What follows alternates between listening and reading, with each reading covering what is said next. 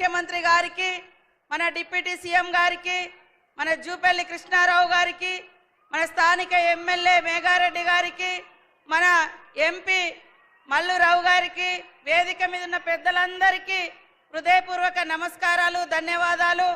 మరి ఎర్రటెండలో కూడా మా అక్క చెల్లెలు అశేషంగా వచ్చినందుకు మీ అందరికీ నమస్కారాలు. అధికారులకు, పత్రికా మీడియా సోదరులకు అందరికీ కూడా హృదయపూర్వక శుభాకాంక్షలు.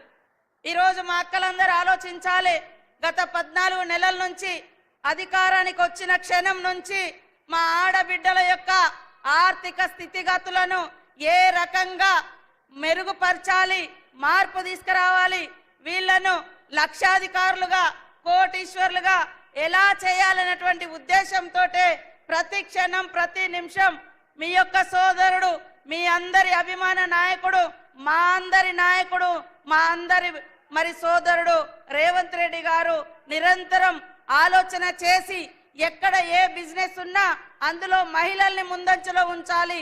ఒక కుటుంబంలో ఆడవాళ్ళు అభివృద్ధి చెందితే